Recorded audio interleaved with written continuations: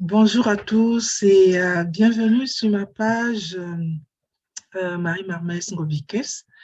J'ai annoncé, j'ai annoncé il y a quelques jours que j'allais partager avec vous sur comment trouver l'inspiration. Je vous prie vraiment de m'excuser parce que vendredi, nous avions eu notre programme et du coup, c'était pas facile pour nous de passer les deux émissions. Mais chose promise, chose due. Donc aujourd'hui, je vous invite à passer ce beau moment avec moi. Voilà sur l'inspiration. Nous allons donc parler de l'inspiration. Déjà, c'est quoi une inspiration? Comment trouver une inspiration? Quels sont les facteurs qui peuvent permettre à ce que les personnes soient inspirées? Voilà, donc c'est de ça vraiment qu'il est question. Parce qu'on avait d'abord eu à parler de l'idée, comment trouver l'idée, passer de l'idée au projet. Mais l'idée naît d'une inspiration. Et j'ai reçu pas mal de messages qui aujourd'hui voilà, donc tout le monde me disait, oui, comment faire pour avoir une idée? C'est vrai, quand on a une idée, on peut la concrétiser, la formaliser, que ça devienne un projet. Mais donne-nous quelques pistes pour que nous puissions être inspirés et trouver la meilleure idée qu'il soit ou qu'il faille. Donc, voilà pourquoi je vous propose ce thème aujourd'hui. Donc, disons que l'idée,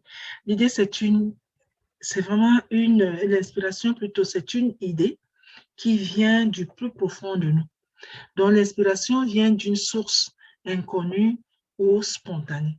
Et on a plusieurs types d'inspiration. On peut avoir une inspiration ponctuelle. Donc, juste là, parfois on n'y pense même pas et puis une idée passe par la tête. Mais le plus important, c'est de la noter parce qu'on peut l'oublier. Et de cette idée qui passe par la tête, on s'inspire à mettre quelque chose en place. On s'inspire à mettre une bonne idée en place. On peut avoir aussi une inspiration partagée, peut-être pendant les discussions avec les autres, les échanges avec les autres, peut-être étant présent dans un milieu à un moment donné, un événement, on a une idée qui passe, on la note. Donc, c'est une idée partagée hein, collectivement. Donc, qui passe, on la note. Et de cette idée qu'on note, on peut être inspiré pour mettre en place quelque chose. On peut aussi avoir d'autres façons de voir, donc des inspirations en cascade. Donc, il y a des moments où parfois, on a une prolifération d'idées, parfois c'est au réveil, parfois même en dormant. On pense à sa journée et après, on a des idées, beaucoup de choses qui passent par la tête. On pense, on bloque-notes toujours, on note. Et de tout ce qu'on a noté, quand on revient relire ce qu'on a noté, on se rend compte qu'on est inspiré à mettre quelque chose en place. Donc voilà vraiment ce que c'est l'idée et puis les différents types, ce que c'est une inspiration, les différents types d'inspiration que nous pouvons avoir. Maintenant, il y a des facteurs qui favorisent l'inspiration. Il faut déjà être motivé. Quand on n'est pas motivé, c'est difficile d'être inspiré. Il faut avoir confiance en soi. Quand on a confiance en soi et qu'une idée passe par la tête, on la note parce qu'on a confiance en soi. On se dit, si elle est passée par la tête, si à un moment donné j'y ai pensé, ça veut dire que je suis capable de la mettre en place, de la réaliser. Pardon, excusez-moi. Donc, il faut aussi de l'expérience. Vous savez, quand on a une expérience acquise, quand on a une expérience vécue, des choses qu'on a déjà eu à faire, à voir, de tout ce qu'on a fait, quand on fait le bilan, on peut s'inspirer de ce qu'on a vécu, on peut s'inspirer de ce qu'on a acquis pour mettre en place quelque chose. Il faut de la concentration. Comment pouvez-vous être inspiré si vous n'êtes pas concentré?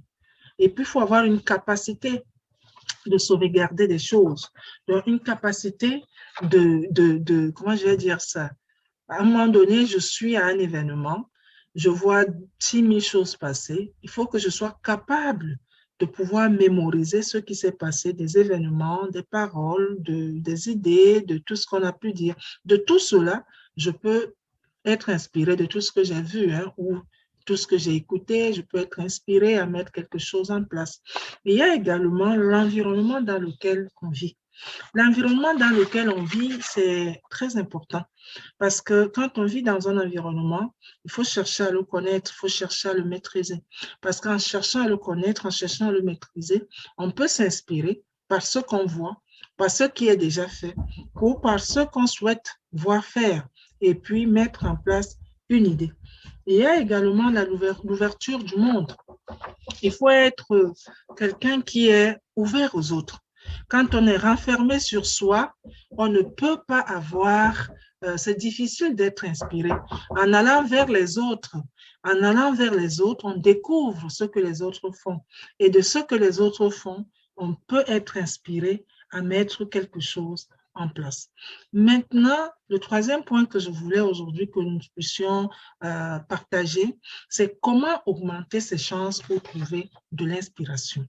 Il faut sortir des routines. Il ne faut pas faire les mêmes choses tous les jours, tous les jours, tous les jours. À un moment donné, on est à court d'idées, on est à court d'inspiration. Il faut apprendre de nouvelles choses tous les jours. Donc, il faut être curieux. Il faut faire des recherches. Il faut varier les activités. Il faut sortir de sa zone de confort. Il faut s'intéresser à tout finalement.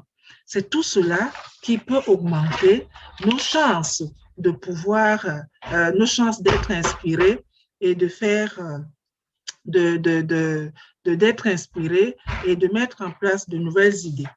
Il faut changer d'air, il faut se donner du temps et de l'espace. Il faut vraiment, il y a des livres, il y a des bibliothèques, aujourd'hui il y a des sites. Donc, il faut faire tout cela pour pouvoir avoir une idée. Bon, nous sommes un peu perturbés parce que, voilà. Donc, voilà un peu ce que je voulais partager avec vous aujourd'hui. Donc, l'inspiration, il y en a plusieurs, juste pour me résumer. Et puis, l'inspiration, ça peut naître de l'expérience, ça peut naître des échanges qu'on a avec les autres, ça peut naître aussi de l'ouverture d'esprit qu'on a, de la capacité de motivation, de la motivation qu'on a, de la capacité d'écoute qu'on a, de l'environnement dans lequel on est ou qu'on maîtrise. Donc, l'inspiration, pour être inspiré, il faut être, comme on a dit, il faut être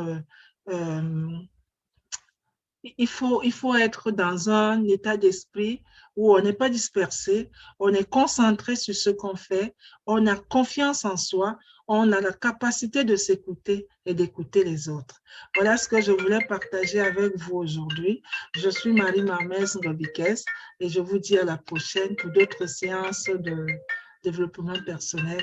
Merci et au revoir.